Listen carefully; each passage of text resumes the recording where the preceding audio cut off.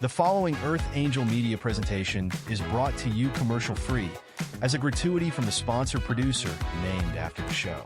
Please consider their message. Find other high-value shows listed at earthangelproject.com. Enjoy the show.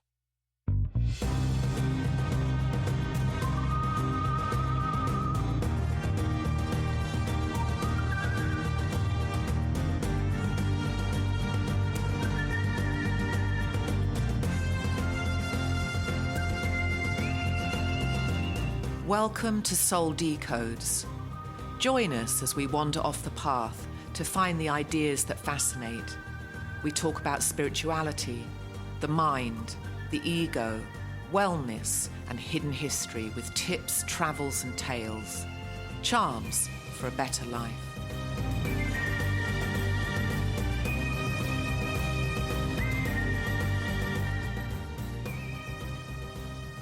Sarah, welcome to the treehouse. I'm sorry I took your parking spot.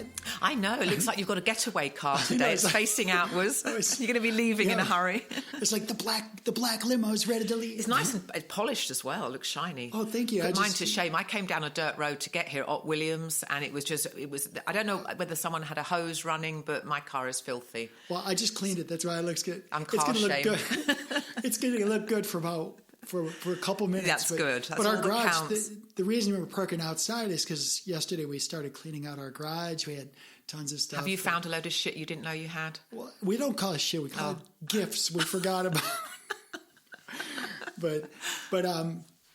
So anyway, I just want to say welcome to everybody. My name is Dr. Tia Julie Phillips. You're listening to Soul Decodes, and I'm with my co-hostess, Sarah Thierry. How are you, Sarah? I'm doing very well. Now Busy. that you found a parking spot, right? I did find a parking spot. So get me caught up because, with the past couple episodes, we had to use some pre-recorded things just because you've been busy, I've been busy. Oh, manic. But tell me what's happening in your Well, I world. moved house again. Okay. So it got to the point with my lake house, and I've talked about that on a previous episode, where I could have sold my country home and bought the lake house, and it would have been an even exchange and owned the lake house for cash. And then I had already been in the lake house for 9 months, and I had to make a choice. So I prayed on it, which I always do in a big decision. And I woke up, and then I realised that I wanted to go back to my country home. And that was a very definite decision. I was completely at peace with it. And I loved everything about my lake home, but not neighbours. It was just too much because I'd been living in my country home for 25 years. I mean, I could run around naked if I wanted to. No one's going to see me. And in the lake home, there were a lot of people around all the time. But my big thing was my jet skis because I really, really love jet skiing. So they're docked at Cypress Cove Marina. So I can still go out on my jet skis. And so I moved back to the country. So I did 2 moves within 10 months. You're crazy that way. You're crazy that way. Well, I like both homes for different reasons. I think the Terrytown home. Yes. I think it's charming. It is charming. And I think... And it's beautiful now it's white. I love the fact that it's all white. Right. And inside is white. You haven't seen it since. No, I'm not. So you and Robin have to come down. I'd love to. I call it mental hospital white. Everything's got white. Note to self: am I going to get my flashbacks to my? Yeah, you might do. Like, ignore the straight jacket if you see it in my closet. But well, that's kind of cool. And now you got a lot going. So, and my niece has been visiting as well. Yeah, so that was just my next thing. So I had a lot of attention going to her, and she's worked very nicely. She's very easy to get along with, super cute, and we're getting to know each other. Because 5 weeks is quite a long time, and you can get in, we're driving a lot together. So there's probably some people who this is their first episode listening to us. So tell us about your niece, just in a nutshell. So my niece is my late sister-in-law's only child. She's 21, and my sister-in-law, Sally, she passed away 3 months ago.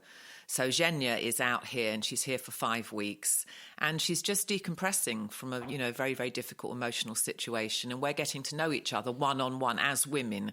I've kind of been a motherly figure, and she's been a child in the past, And now we're just getting to know each other as women, which is really nice. And she's got a great sense of humour, which is great. She's English, you see. It's dark. Oh, yeah.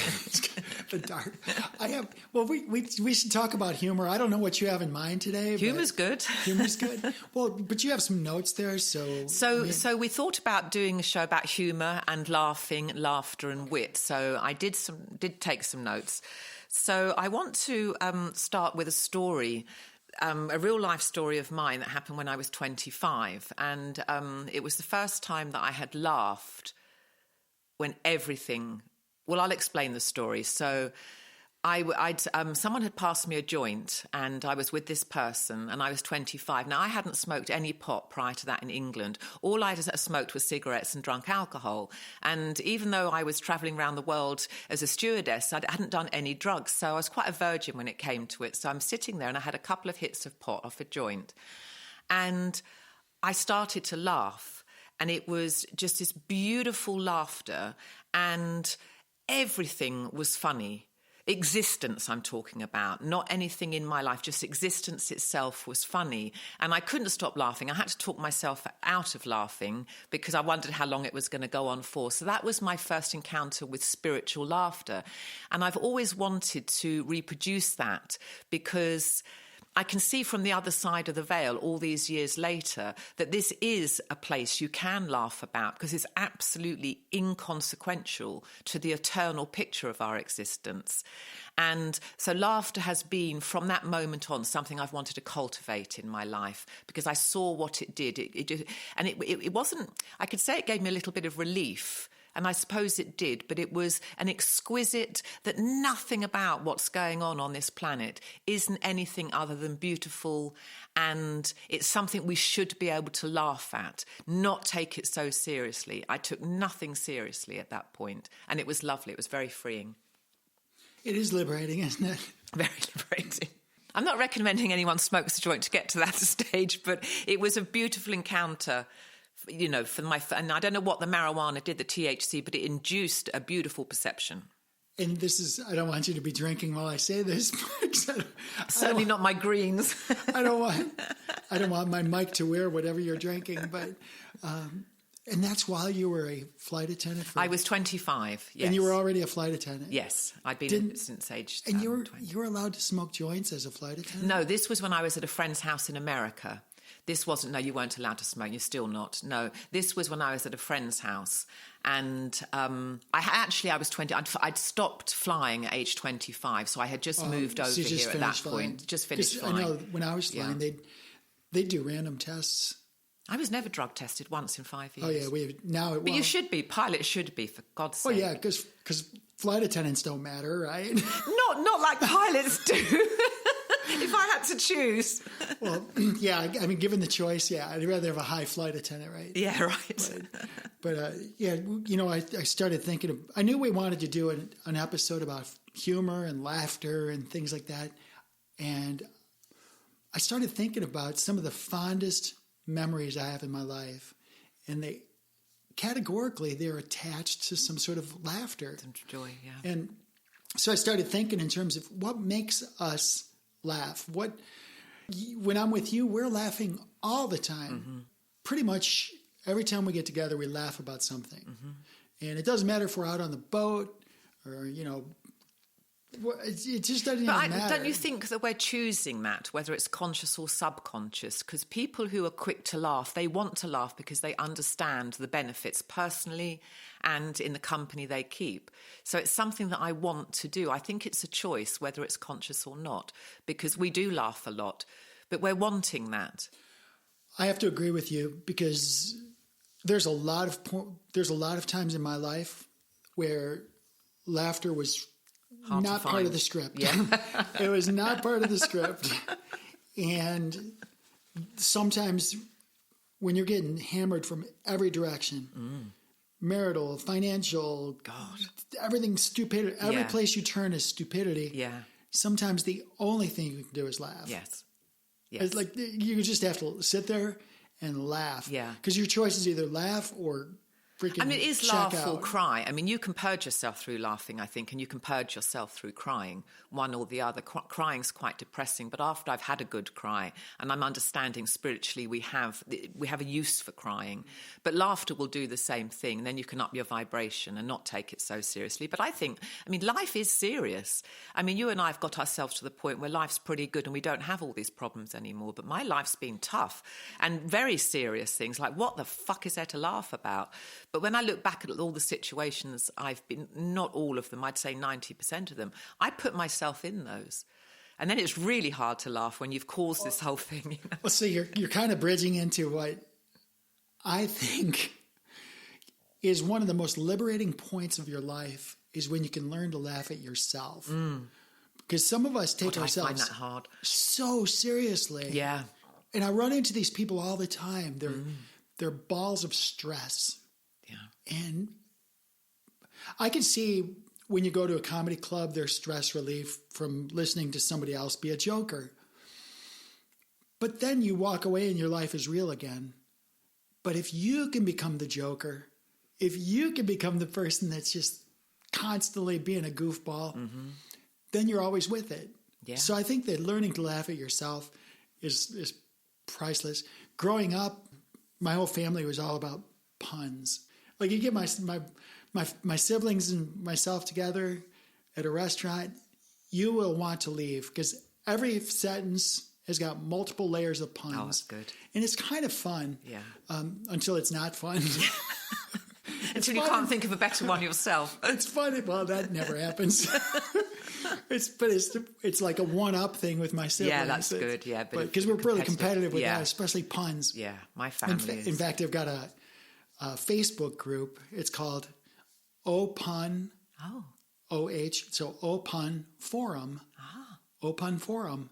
And some against. Oh. So O-Pun Forum and some against. Yeah.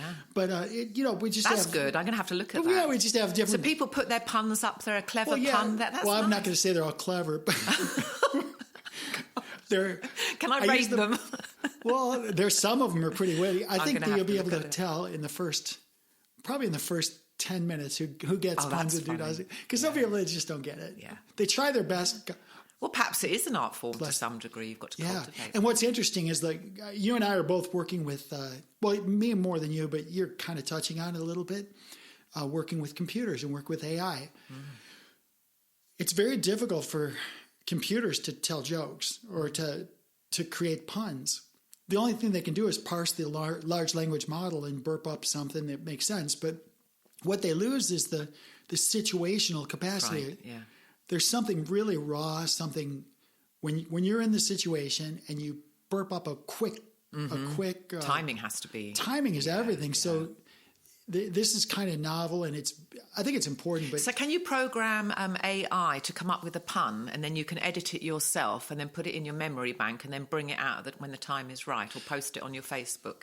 Because with AI, even with the summaries, you can tell this is done by a computer. There's no humour. There's nothing that you would recognise as being a human. Oh, yeah. But it can still give you your source material. It's like reading an encyclopedia. Yeah.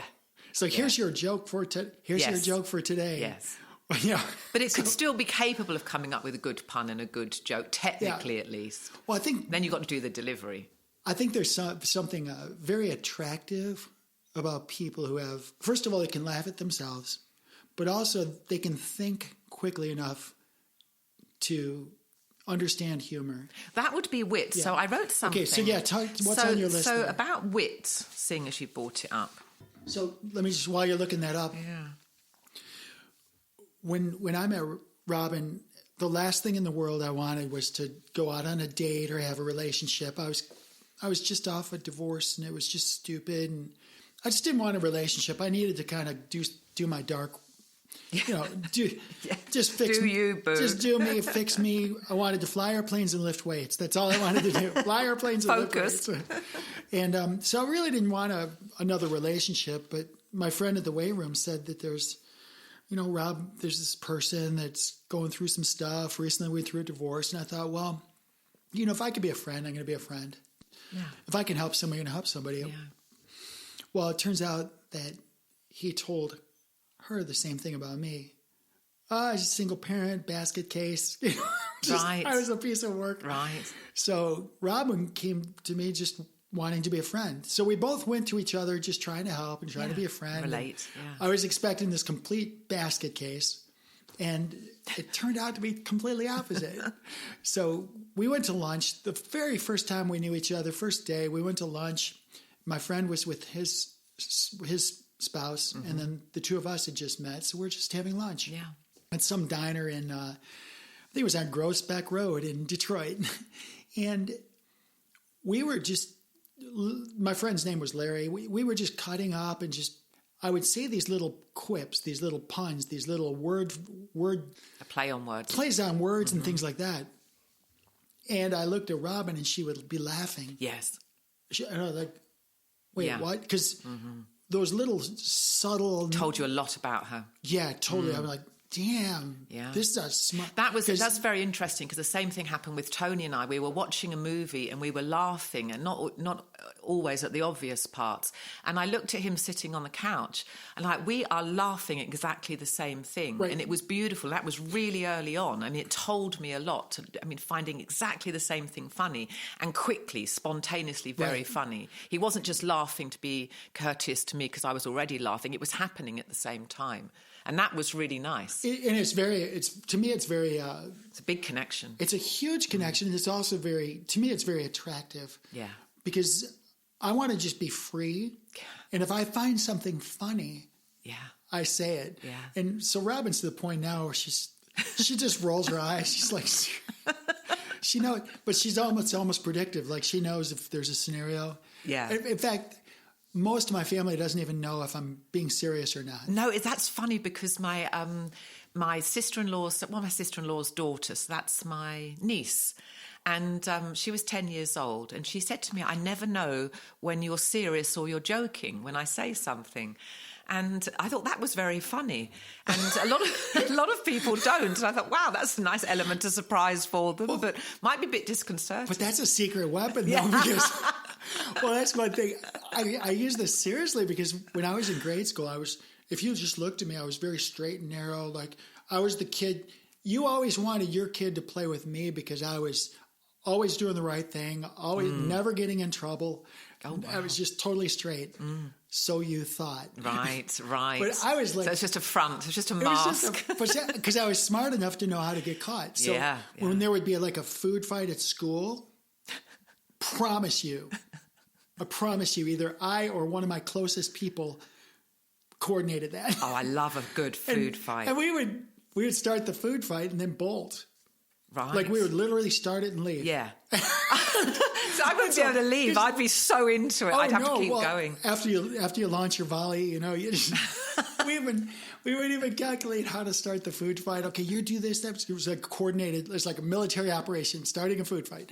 But then what after the first food fights, they would shut the doors and pretty much interrogate whoever's in the cafeteria. Christ. So we learned quickly to start it and leave. Yeah. And then they shut the doors. But wouldn't you want to be there for what you've started? I'd feel deprived if I had to leave from a food fight that I'd started. No. I remember making homemade Play-Doh with my kids when they were younger. And in the making of it was fun, putting all this food colouring in. It was flour and water, and we had this Play-Doh. And then we all got into a food fight, and it was about 9 o'clock, and we went for it. They were all about 10, 12 and 14. And then I didn't want to clear up that night because it was fucking horrendous. So we all went to bed. Tony came home early, and there's all this Play-Doh, and it wasn't like the Play-Doh you buy, which is just, it was stuck to the walls. You had to get a chisel to get it off. It was absolutely everywhere. So that was the last time I had a food fight. Well, actually, it wasn't. I did one with spaghetti once. That was funny. But yeah, what is it about a food fight that we just because it's so not good, is it? Well, it's really? So not good. There's like nothing. There's nothing good about a food fight. Well, you're wasting the food. It's very irreverent, isn't it? It is funny as fuck. It's funny. It's totally funny. Yeah. So so along these lines, what are some... finish talking about wit. It was basically wit. Okay, talk to me about wit. She had the wit to do something. So wit is to do with intellect and quick thinking. We align it with humour, but it actually means something intelligent. She had the wit, the wherewithal to do something. Tia Jolie had the wit to see what was wrong with the plan. So wit is a word that is witty, which is quick thinking aligned with humour. But it doesn't have to be related to humour. It can be just problem solving very quickly on the cuff. Well, that makes sense because growing up, we used to call somebody a dimwit. Yeah, nitwit, my mum would say. Or a nitwit. Yeah. So a dimwit would be somebody that's not, their light is not very bright. Did I say that right? Well, they're not the light is not very bright. They're not thinking quickly. So to be witty, because it's a timing issue, isn't it? Mm-hmm. So to be witty. Now, the other thing, so this was horrible. So I was burying my father at his funeral and I got the giggles. Oh, that's hilarious. Yeah, it was absolutely terrible. My mum was sitting next to me and she had the wit, the wherewithal to make it look like I was crying. I was in a very emotional situation. Baby. Yeah. And she was rubbing, and I kind of had my head against her breast and she was just calming me down. But I was laughing and I was researching how do I stop laughing this morning? And then there was this little cartoon and this lady saying to the other lady, I'm really sorry that I laughed at your dad's funeral. So I didn't feel like such a freak when I read this because this was 25 years ago. So I find humour in very, very pious situations. And I'm not totally irreverent, but irreverent when in man-made piety. I find it very, very funny. I could laugh in church, and I laugh at other people being pious. So I'm not quite sure what the root of that is. Well, but if somebody's pious, they're all up in their ego. Has to be an ego-driven thing, doesn't it? Tell me in a situation where you're pious and you're not in your ego. I can't think of one. No. I think it's related, isn't it? It's an ego structure. So to me... But totally inappropriate, though. And that's what made it funny. Humor is never not appropriate. Well, I think at a funeral, it might be to a lot of people. So I was making a lot of people uncomfortable. When they thought I was hysterical because I was grieving, then they all calmed down a bit. But, I mean, I was getting looks, people. So I think it was absolutely antisocial. But that actually compounded the whole problem because now I'm being antisocial. And that I find funny, that people are so hyper-offended by it. Anything else on wit? Because I have a question for you. So Dr. Phillips. Okay, this is Dr. Phillips now. Okay. So laughter... So what organ is used to laugh? And the answer is the limbic system. What's the limbic system? Well, have you ever done limbo dancing? No. When I bend over backwards, I do that as a daily chore to my family. So you're, that's the organ. No, the limbic. Is it in your brain? It's in your brain. Oh, okay. Brain, yeah. So I didn't know whether it's in the body or the limbic system. Whenever you use the word system, like people say it's your immune system. Well, your immune system, you don't have an immune system. It's the network of all of your immunity in the aggregate. So they just categorically call it the immune system. Your limbic system, I don't know, you'd have to... You know what we should call... Maybe we know somebody in the Olympic committee. We're going to have to ask. I want to know what it is. And can you whack your head and get it activated? I know, right? We can find that out. I'm not the sure, other one says this is a Dr. Phillips one as well. So this... Way to put me on the spot. I know. I'm sorry, darling. Do you find humor in this? So, yeah, I do. It's hilarious. So laughter triggers the release of endorphins. That was good. And I think I kind of knew that one. And that's the body's natural feel-good chemical. Laughter protects the heart. I thought that was interesting. Well, yeah, so stop there because the endorphins, like... Oxytocin. Remember, I talked to you in previous episodes about giving somebody a 20-second hug. Yes. The chemical that's released, which probably operates within the limbic system, is actually called oxytocin. And I'm not a neuroscientist, but I'll look that up.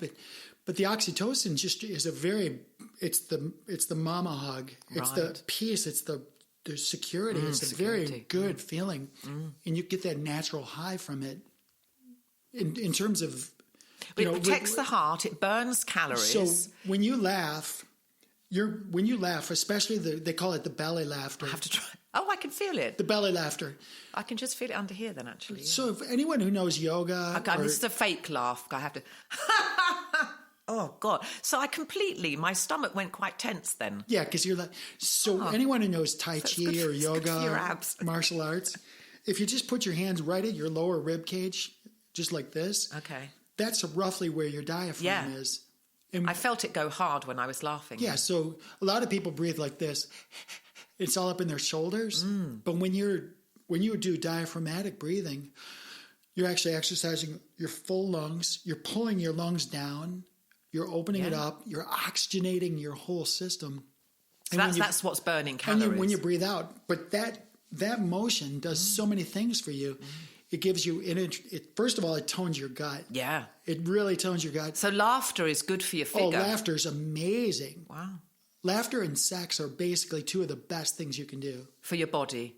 Laughter and sex. Yeah. Like, especially, do you smoke after sex? No, I laugh. No, I can barely walk after sex. Actually, there's stories I can't tell those stories. But there's been to do an X-rated podcast. I know, right? We'll do those for our special people that stay after. Okay, yeah, there we go. The X-rated version. The after hours. The pillow talk. So let me ask you this. So there's a lot of evidence. And the other two, lightens, angers, heavy load. Well, that's an obvious one, isn't it? And it might help you live longer. So I think it probably will help you live longer because when you're laughing, your ego mind is not engaged. You're in spirit, I would say, when you're laughing. You're not problem solving at an ego level. So your brain is in a different brain wave than it would be in an ego structured thought form. So you're more relaxed. And then if you're more relaxed, I can imagine that would lead to longevity. This is an interesting conversation because when I was getting my master's degree, I was studying the work of Dr. Daniel Amen, and he had this technology called SPECT, where they would just basically look at the photons that are released in your brain. And you could analyze how people think, when they think, what their thoughts, what their feelings, based on the photonic release of. And if there wasn't much of a photonic release, does that mean you're meditating, that you're in a theta brain? Yeah, so there's that. Yeah, that's what I'd want. Yeah, there's that. No. But he specifically, you could see like the limbic system fire up, and you can see all these different nodes fire up, depending. And you can also nowadays find out if there's brain damage when things are not lighting up. You can see that maybe there's a circulation issue or some sort of neurodegeneration or something within the brain. Yeah. When we laugh, like everything's connected in my world. Like if your big toe is sick, like if you have a problem with your big toe, your whole body has the problem. It's not it's not that your elbow or your... I think if you can disidentify with it to some degree. I think you can have a body part that's not well, but it doesn't have to affect your consciousness. You have to be present to do that. Well, what I'm saying is, if in my mind I have humor, I'm laughing, and I don't find something funny because from my elbow. Okay, my elbow doesn't, unless I hit my funny bone, I guess. Oh, God. But makes me angry. So, but my mind, it's my mind that maybe there's a tangential. Maybe I'm talking about something and you're talking about something else, and I find humor in the cross of those concepts. That's in my brain. That's something my brain synthesizes. But if I laugh, my whole body benefits from that laughter. Yeah. It's a whole body experience. You're talking about the spiritual aspect. Yes, because I believe that whoever designed us, whatever that intelligence was, laughter was for a reason, and we don't laugh enough. And when I had that experience when I was 25, I absolutely knew that's what I wanted to do.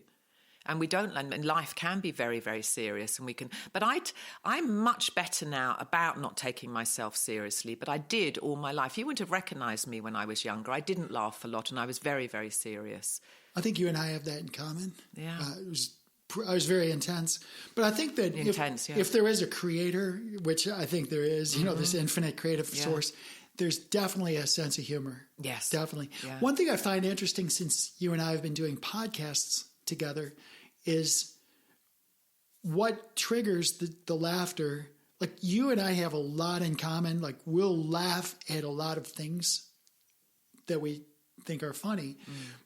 But there's also some things that are like Benny Hill. There's slapstick. Benny Hill's going to have a certain type of humor, and I'll look at that and I won't even get it. Yes, I never thought he was funny at all. I found him annoying. And you'll see, and Americans thought he was funny, but it's mostly because there was quirkiness or slapstick. Like, I don't think slapstick is funny. Neither. I don't think sarcasm is funny. These Well, people, I got a quote about sarcasm. Tell me about sarcasm, because let's pivot to that. And Oscar Wilde said this. I wish I'd had mine. Hang on a second. You have to say something. See, because sarcasm to me, you see, your subconscious mind doesn't know the difference between reality and. Okay, sorry, darling. So sarcasm is the lowest form of wit, but the highest form of intelligence, and that's Oscar Wilde. So it's the lowest form of wit. I'm very sarcastic, and I think English people generally are, but he's saying it's the highest form of intelligence. So I thought that was interesting. I find sarcasm really funny, and I don't take it seriously in other people because I use it a lot myself. Yeah, and sarcasm to me is hideous. Yeah. Yeah. Because I grew up with it. Doesn't it depend on the context, though? If I could be sarcastic and it wasn't directed at you, it was directed at something going on externally, that's not going to bother you so much. Yeah, I don't know who Oscar Wilde is or anything like that. No, I'm just kidding.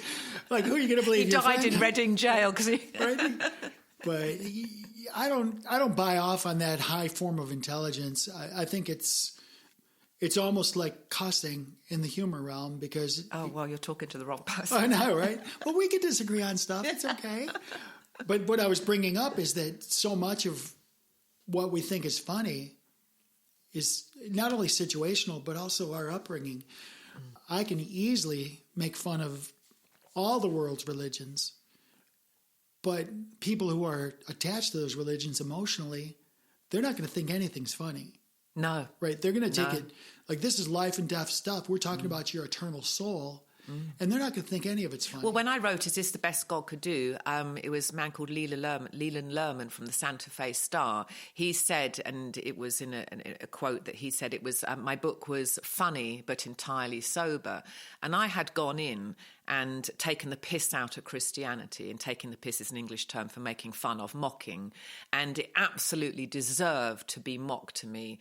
And I did realise, and I still realise, that I could offend a lot of people, but you're choosing to be offended. There's a lot that I needed to be quite brutal and scathing about, even though I knew it was going to ruffle a few feathers. So I didn't care. And I can see your point, because we're in a place now where everybody's so sensitive about everything. Oh, I can't... hypersensitive. But It's you're like- choosing that. Don't put that on me. You're choosing to be upset right now. Everything's a choice. Well, the football team, there's the Washington Commanders, right? Redskins. No, they're not the Redskins anymore. They changed. That's right. They had to change. Yeah, they changed their name, didn't they? So there's my point. They were called the Redskins my entire life. Yeah. They're the Redskins. They should have changed their name to the Washington Allskins, right? If they want to, really, they should have done. The Foreskins.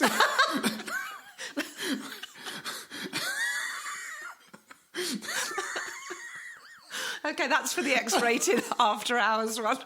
Oops, we jumped the gun. But it would have been a lot easier to keep skins in it, wouldn't it, than change it to something completely different for marketing and PR. But, who was so sensitive? I mean, did the indigenous natives, did the Native American Indians come up and say, yeah, you know what, the past 40 years you've been saying Redskins and we just can't even sleep at night.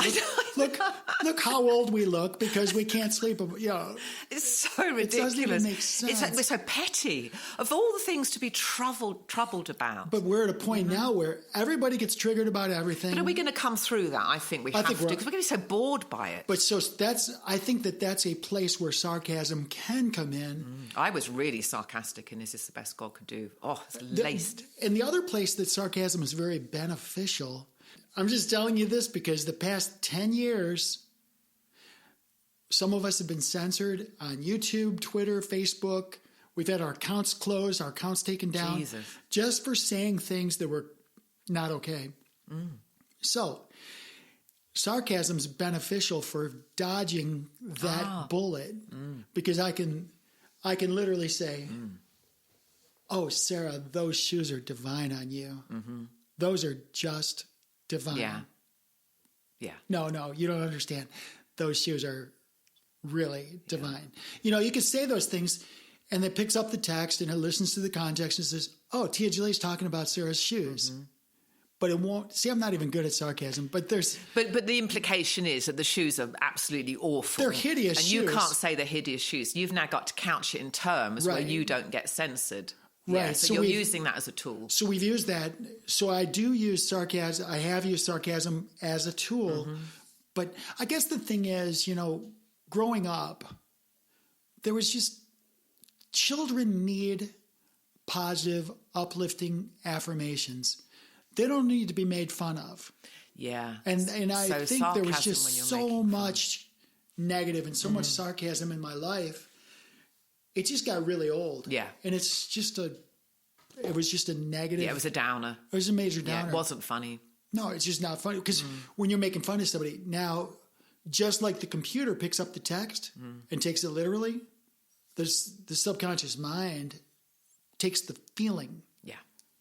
And if you're being made fun of, whether it's a joke or whether it's sarcasm or whatever, the feeling is going to be imprinted on you. Yes, and because it was happening directly to you, you cultivated a feeling. I remember watching my mum. She was hosting a dinner party at her house. There were probably about 10 people there, and I was 5 years old, and I used to spy on her all the time. And this man was talking to her, and she was all dressed up. She had a cigarette in a cigarette holder. She looked like a film star. And he said to her, Linda, and he was trying to flirt with her, and he said, Linda, I'm a very modest man. And her response was, yes, you've got a lot to be modest about. And I thought this was hilarious at age 5, and that was my first introduction to sarcasm. But it was happening to this poor man, not me sitting on the stairs. So I was able to find it funny because it wasn't happening to me. And it was mortifying for him. He was very embarrassed by it, and my mum was pretty rude to him, but he was a bit ingratiating. So, but I think when I use sarcasm and is this the best God could do, it was about something. So no one's feelings are involved unless you're completely in a defensive position of Christianity. Then it might bother you, but it's not personal. So using it in writing, I think, is a really useful way of making a point. Perhaps not conversationally or at a dinner party. Yeah, I think that just to put a bow on this concept, if you're doing something to hurt other people, like I'm not saying that, because there are some people that are going to be hurt no matter what you say or do. God. No matter what you say or do, they're going to be hurt. That's not what I'm talking about. Why are they wanting that? That's so weird, isn't it? I think that there's this place where if you're using your humor to berate an individual or a group. Yeah, well, that's bullying. I think that's just another form of bullying. Yeah. I guess that's the point there. So across different cultures, because I've been to more than 50 countries. You've been around the world. Would you say there's one type of humor that's kind of categorically funny? British humour. I'm sorry to disappoint you. Don't look so disappointed. What do you want me to say? Australian humour? No, I don't mean like British humour. I mean like.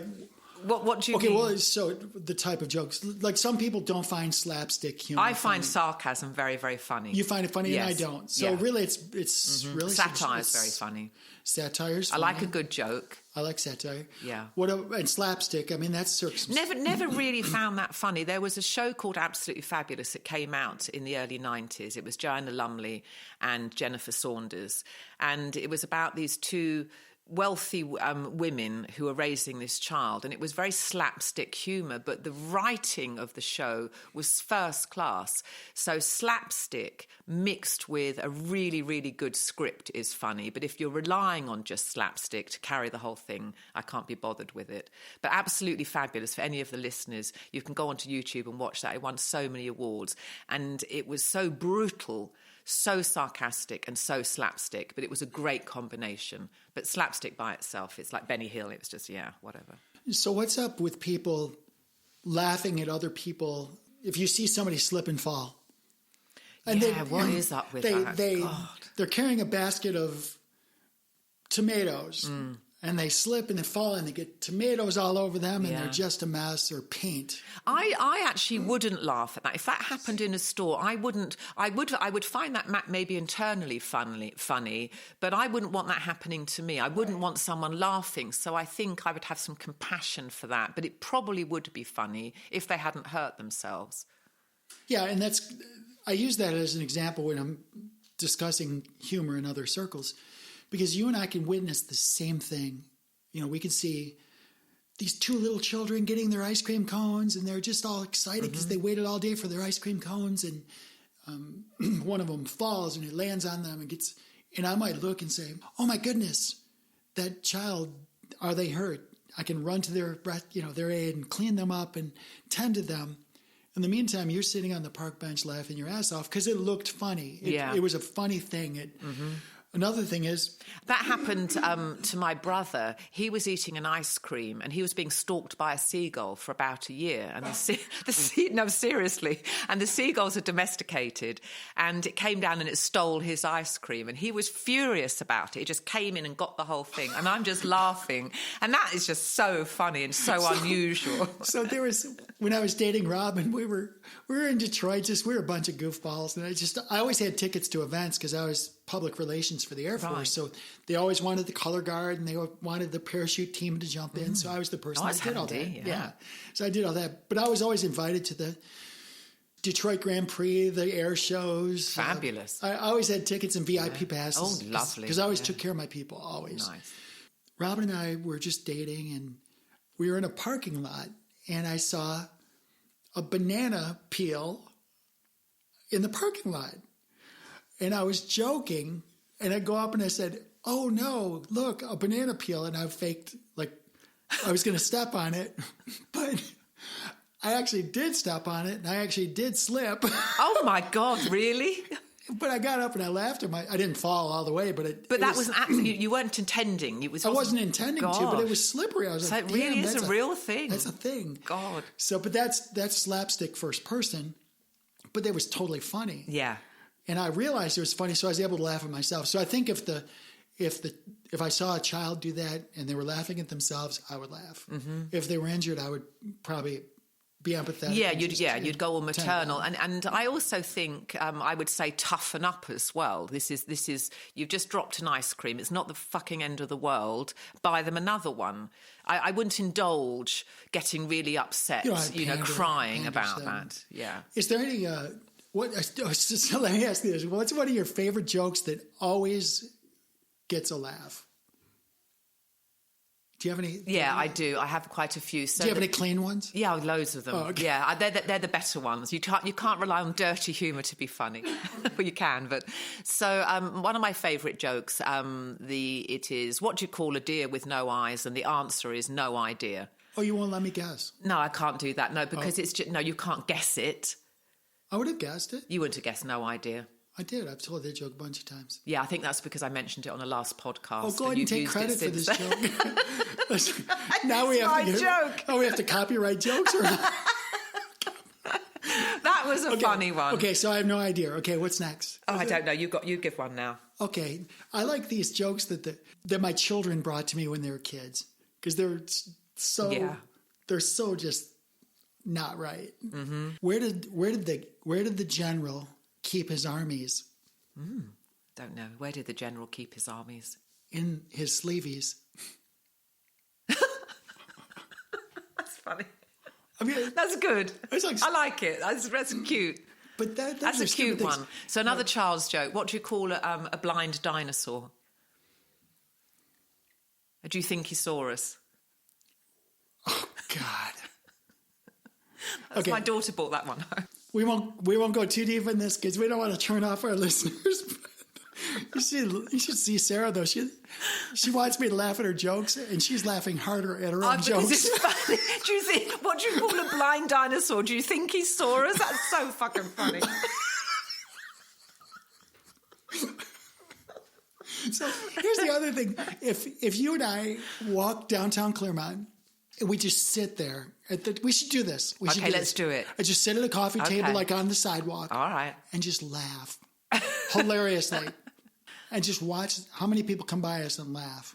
Well, let's do it. It's impossible. impossible. Do it as an experiment. No, I've done this before. It's impossible to laugh. It's impossible to not laugh. Wow. It's contagious. When you see two people laughing... I've seen it being contagious at a party. Oh, totally. A complete stranger in a street walking past you on a sidewalk. Oh, totally. Wow. If you have two people laughing, like you could be on the beach, you just start laughing. You laugh so much that you're doubled over, your gut hurts, you can't breathe. You've done that, right? Mm-hmm. Oh, I do it all the time. Yeah, I laugh. me too. Yeah. When you witness two people laughing that hard where they can't breathe, they can't talk, they spit their drink out, they're just... Nose running. you forget everything else that's going on. And you're engaged. You're like, what's so funny? Like, you're pulled into it. Mm-hmm. So people are around. So I've noticed that with yawning. I can be in a room and yawn, and then everyone else. And I can make my dogs yawn. I'll start yawning, and then my dogs will start yawning.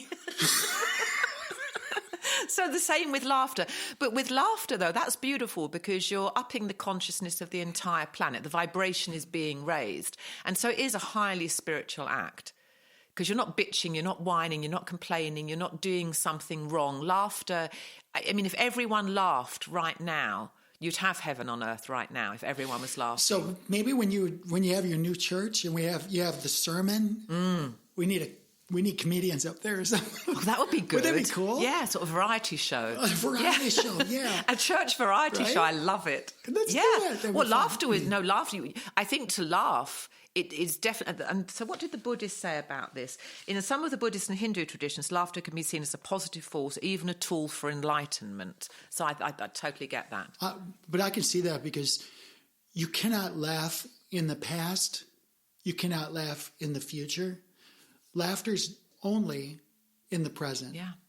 And just like I said with sex, when you're there, you are in the moment. You're not thinking about yesterday or last week or last month. Not projecting to the future. Or the future. You're not thinking about World War III. Yeah. You're laughing because what you just... And that's so... The humor and just being present is so beautiful and so priceless. Yeah. It's the being present, isn't it? It's absolutely wonderful. Yeah. So we're going to go on to one more thing. Okay. Because I know you have your list. But I'm through with my list. I got a joke I got to get out to you. Oh, God, what is it? But before I do the joke, well, I got two things. But I'm just going to tell you, this is my all-time favorite joke. Okay. Because I've never not had somebody laugh at this one. And you could probably do it in different languages, too. Oh. But, so... Swahili. Right. Well, there's a couple variations. This is my favorite knock-knock joke. Second favorite. I'll give you my first favorite, but you know how to do knock-knock jokes, yes, right? knock, knock. Who's there? Yeah. Go ahead and start. Knock, knock. Who's there? I haven't thought of one for years. You start. I know, I'm supposed You're to start. supposed to start. You go on, then let's redo it. Knock, knock. See, the joke is that I had you start. That's the whole joke. Oh, is that the joke? That's good. The joke is that I got you to That's start. good. I like it. Okay. Yeah. So that was my second favorite. Here's my favorite all-time knock-knock joke. But you're going to have to wait till next week on Soul Decodes. No, okay. That's why it's going to offend a lot of people. Right. Okay, so knock-knock. Who's there? Interrupting cow. Interrupting Moo. cow who? These are very childlike and beautiful. I like it. Okay. So, man, we're losing tons of calories here. I know, it's great, isn't it? Okay, so... Alcohol makes me laugh too. After a glass of champagne, I am laughing a lot after champagne. And even just 6 ounces of it. You don't drink much, though, so... But We'll try it. We'll take some champagne out on this experiment we're going to do on the sidewalk. Have a glass of champagne. just... Yeah, why not? Just blow up some champagne. But that has... I mean, it wouldn't be a gin and tonic either. It would be champagne with the bubbles. Look, don't get me wrong, I'm not a prude. No. Is that what you call it in England, a prude? Yeah, a prude or a prig, yeah. A what? Prig. Prig? P-R-I-G. What's a prig? A prude. Why don't you just use prude? Well, I just said there was 2 words. Sometimes we have 5 words that mean the same thing. We are English after all. Damn English. That's the vocabulary. The Queen's English. Priggish. Priggish. Someone who's priggish would be a prude. Yeah, pious. Yeah, it's not flattering. Okay. Thanks, because... Let me ask Siri. I had to go punch the person that called me a prick. We call it a prick here. What does prig mean? Oh, no, you gotta... Prick. Didn't hear me properly. Okay. Oh, my God. Hang on, let me enunciate properly. Siri, what does prig mean? Prig, a self-righteously moralistic person who behaves in a superior way with others. So self-righteous and moralistic. I grew up with so many prigs. It's crazy. And you thought they were pricks. There's one thing that I found that makes everybody laugh. no matter where you go. And probably the most iconic example of this is a YouTube video. You can go search for it. It's called The Farting Preacher. Oh, God. The Farting Preacher. And when I saw this, I was laughing so much because what they did was there's this evangelical preacher that's all fired up. And, he's doing this with the hands and doing this. God. But what they did was they overdubbed. They took all his words off. Well, they kept his words, but then when he would do these gestures like this, they dub in. Like the exertion gesture, they dub in a fart. Oh, that's funny. And when he was rubbing, it would be like... as he was running, so they had a beat to the farts. Funny. But as a rule... That's kind of clever, though. For some reason, people laugh at gas. It's like laughing gas, right? Yeah.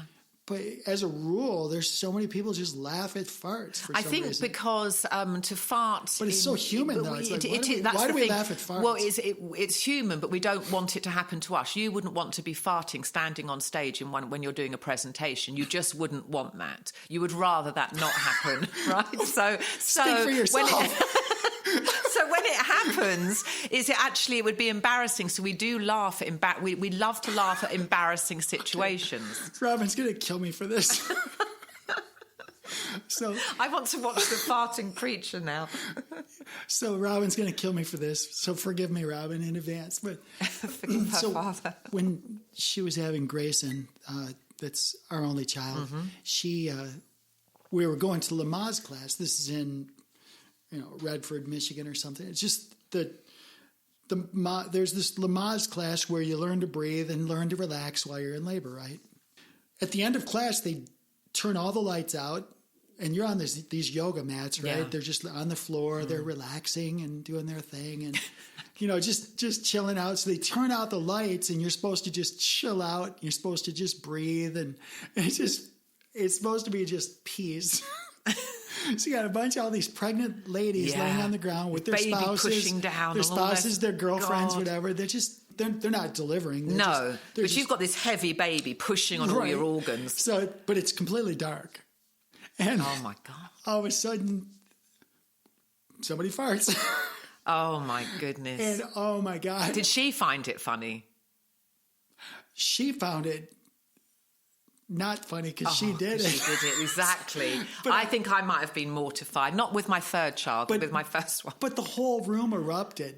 Like, you have all these pregnant ladies laying on their back, laughing and farting. Yeah, oh my God. There was no relaxation. The whole room erupted with laughter. Yeah. Because it was so funny. So it was a very but I owned it. A lot of times, if you're a good spouse, you own it. You're just like, excuse me. Yeah. Like, so, I don't know how I would have felt about that, to be honest. I think. But the funny thing is, the lights were out. See, nobody had to own it because the lights were out. No. The fact is, that kind of intensifies it though a bit, doesn't it? Because now it's just you've only got auditory. You haven't got anything visual. So now the fart is really, really significant. It's so traumatic. Yeah.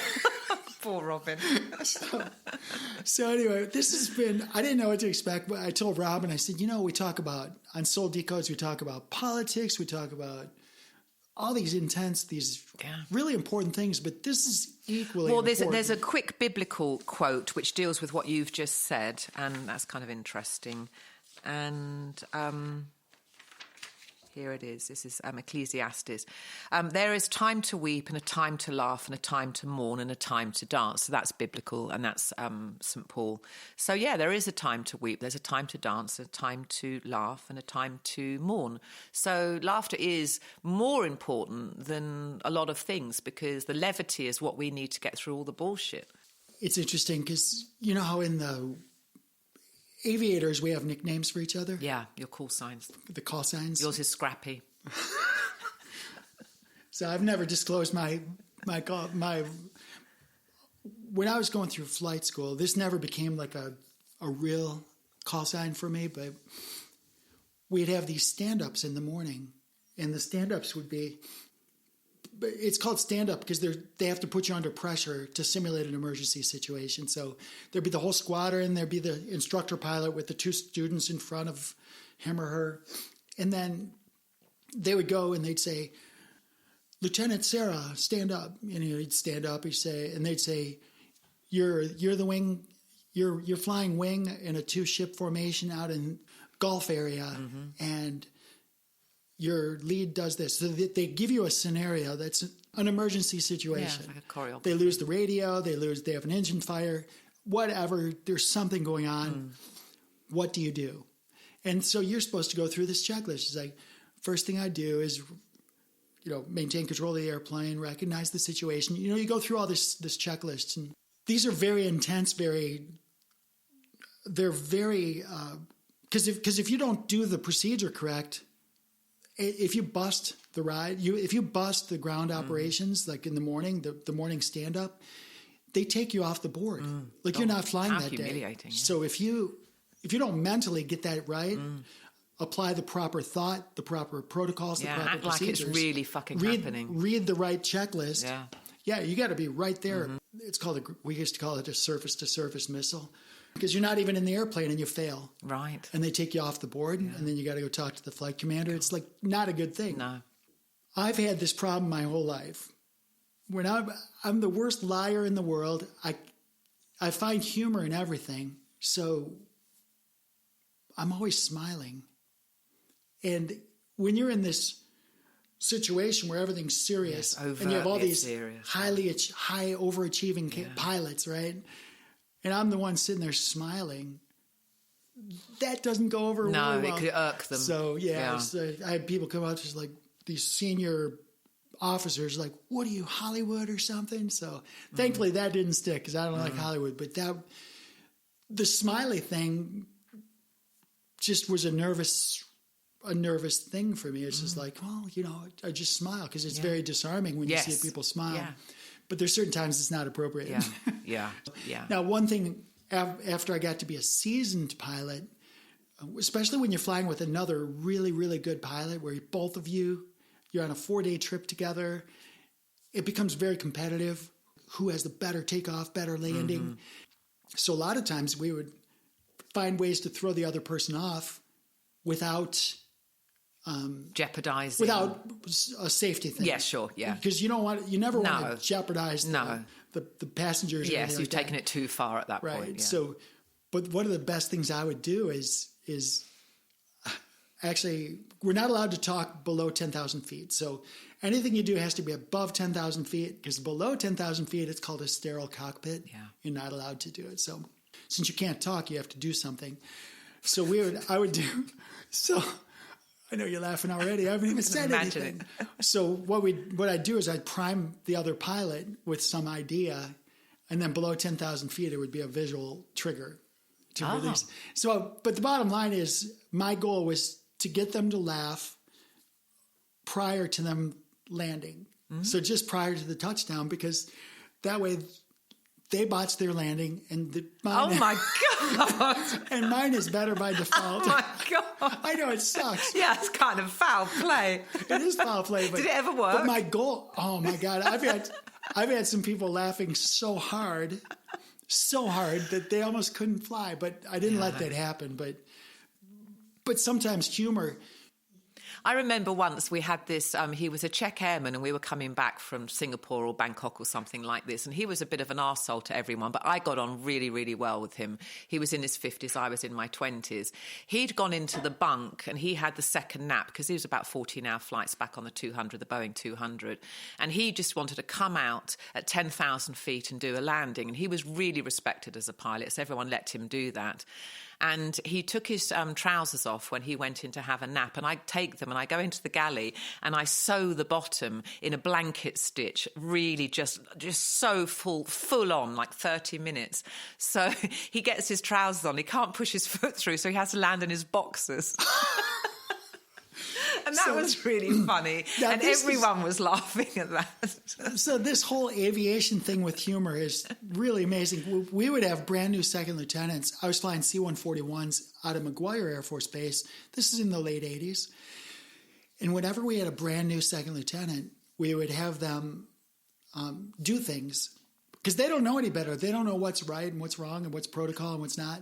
So we'd go on a trip. We go to Africa or whatever. We go someplace. And we would put in their bags those heavy tie-down chains.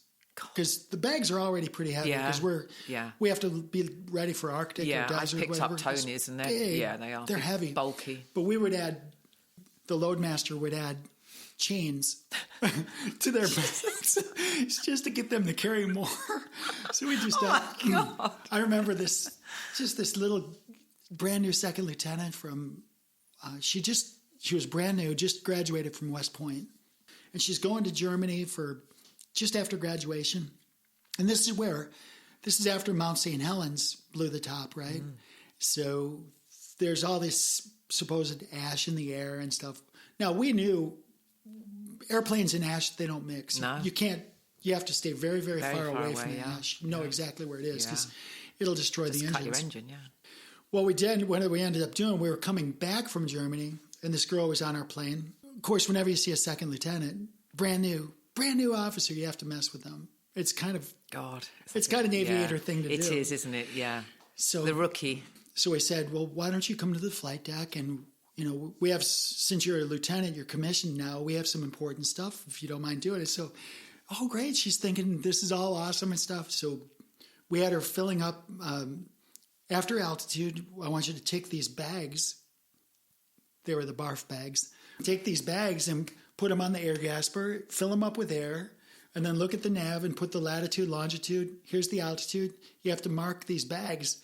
So the idea was that they were going to be air samples all the way across the ocean. God. So the entire way across the ocean. Oh, how humiliating. I know, it's so funny. It's absolutely... See, I wouldn't find that funny. Oh, she didn't. No, I wouldn't either. And I wouldn't now. I don't like people pranking me. I don't find pranks funny. See, this is... But in that industry, it's just par for the course, isn't it? Well, it's kind of a rite of passage. Yeah, but I don't like being on the reception. And I don't play pranks on people either. Well, I won't do pranks if they're dangerous. No. If they're going to hurt somebody or there's... My sister-in-law, Jean, who you've met, we were laughing one day about wouldn't it be funny if, and we have this kind of game, wouldn't it be funny if? So I'd gone to England and Jean had gone to her mother's house. She had a key. She'd gone in, disrupted all the furniture, moved all the paintings. Her mum came home and thought she'd been burglarised, and a bat has a panic attack, comes out and calls the police. Jean's sitting in a car with her husband laughing, I think one of my kids. This was incredibly funny to her. I thought it was funny conceptually, but I would never transfer the concept to real life. Right. And she went with it. And it's funny now. We actually tell this story a lot, and my mother-in-law finds it funny, but she didn't find that funny, and her heart rate went up, and she really thought she'd been burglarised. Jean also, my friend Smokey, my friend lived on Colony Barn Road. So you've been to Jean's house. It's a long road off the road that I live on. And Jean had gone to the trouble. I think she spent maybe $1,000 on this time. And it was in low-income housing project, and she'd had all these apartments drawn and had a 1-800 number, and then actually got the number, someone was answering it, and it was the end of Smokey's Road where you have one house and 5 acres, and Smokey went crazy thinking there was low-income apartment buildings going up, and so she was crazy for a few hours, and then Jean admitted it was her. So Jean does really expensive, complicated, thorough pranks on people. So, but you're laughing now, but you don't. Because it's funny now, but I wouldn't like to be blowing up those bags. I don't like being mocked or made fun of, and that's what you're doing. To me, that isn't funny. But so here's an example. Okay, so we're in Detroit. This is back when my parents were alive. The whole family converges on my parents' place. It was like Easter, or something like that. Kids, grandkids, it's just family mayhem.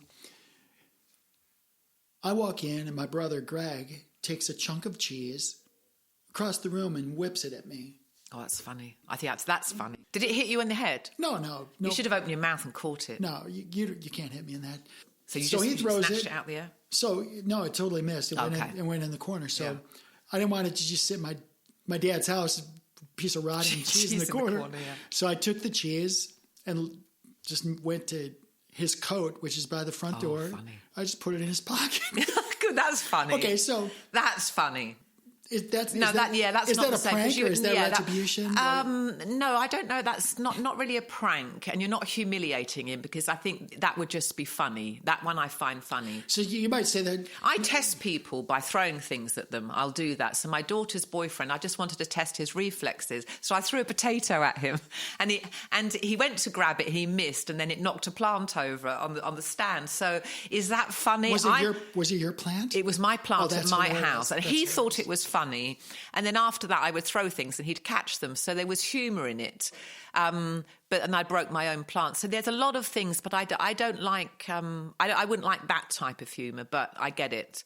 And Jean likes to prank people. But I think I think as a kid, maybe I took myself too seriously. I was made fun of quite a bit as well, so maybe that's something to do with it.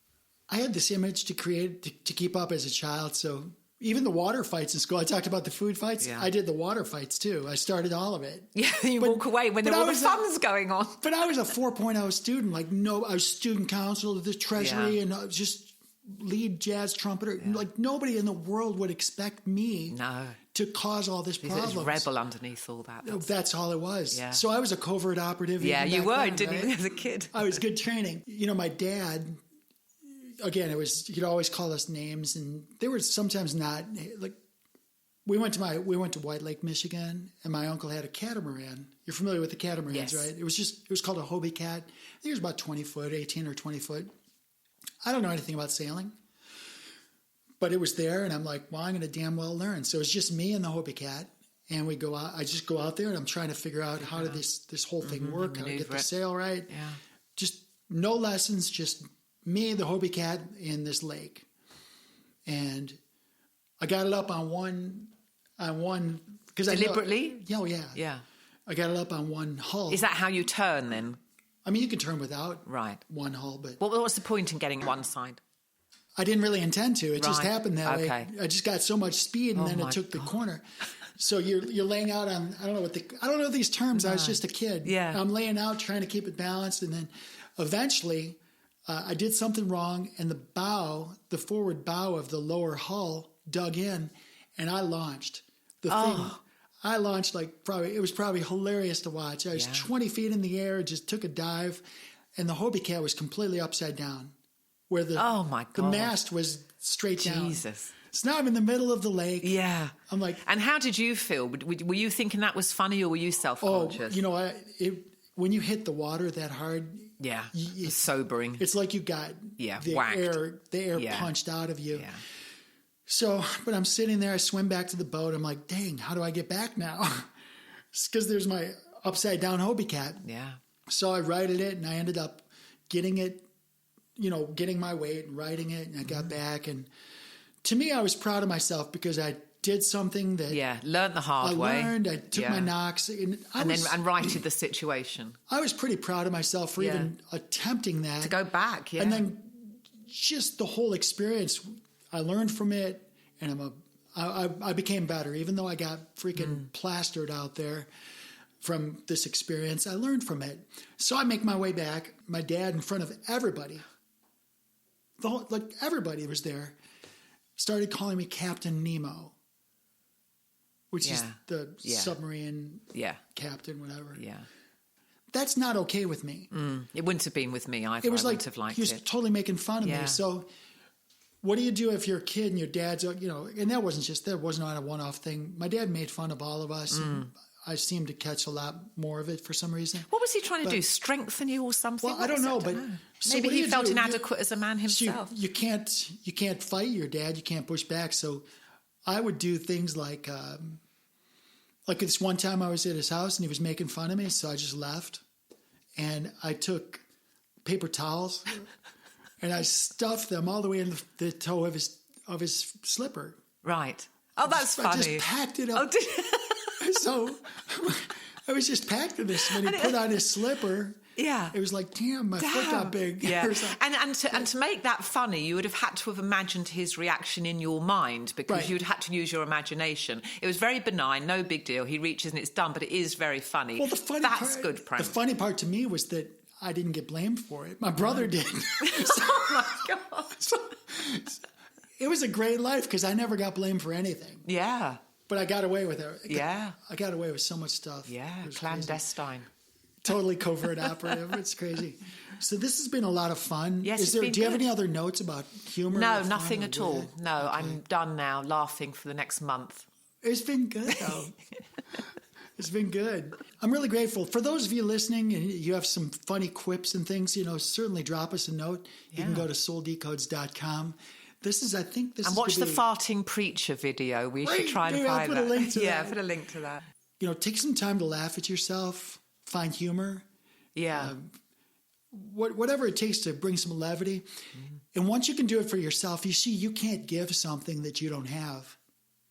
So if you take yourself so seriously, what kind of joy and light and levity are you going to bring to other people? Yeah. So learn to laugh at yourself, not for the purpose of being able to laugh at others, but to be an example for them to learn to laugh at themselves. Yeah. Right? Yeah. Do you have anything to add to that? No, I find it quite difficult to laugh at myself, so...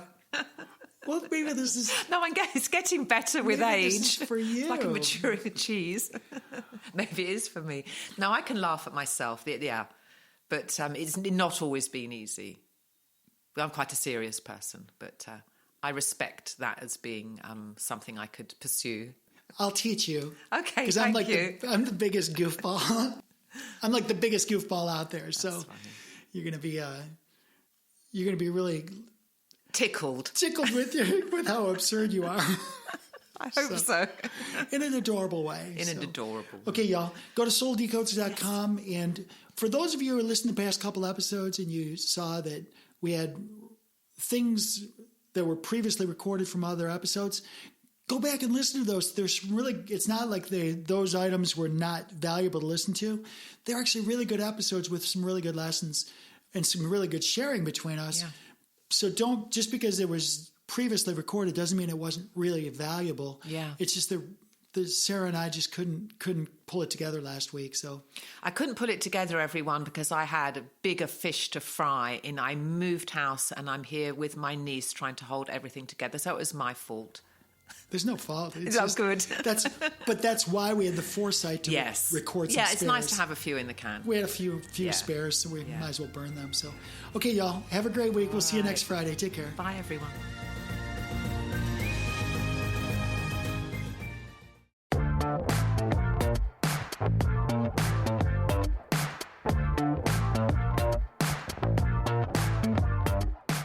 Soul Decodes, a feature presentation, airs every Friday on the Earth Angel Media Network.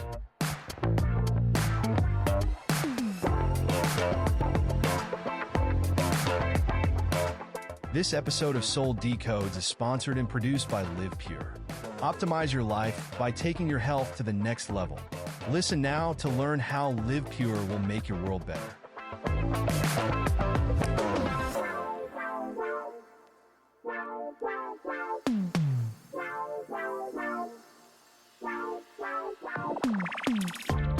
Live Pure is an American-based distribution system of online portals that give discounted access to clean, potent, natural, and ethically sourced healthy solutions for fat loss, muscle gain, immaculate skin care, immune system support, whole body cleanse, physiological balance, and performance support for athletes of all ages.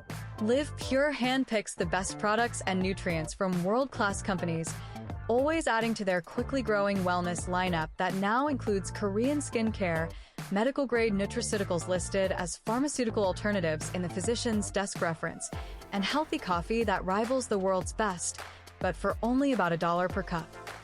Soul Decodes listeners looking for vitality, youth, beauty, and better health can get 25% off retail by visiting livepure.com/Sarah Thierry and signing up for free as a preferred customer.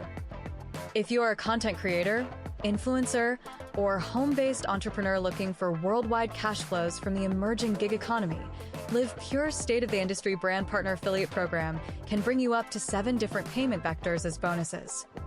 As a content creator aligned with Live Pure and Earth Angel Media, you will enjoy massive co-marketing benefits, including a cutting-edge website that is personally branded to you or to your business.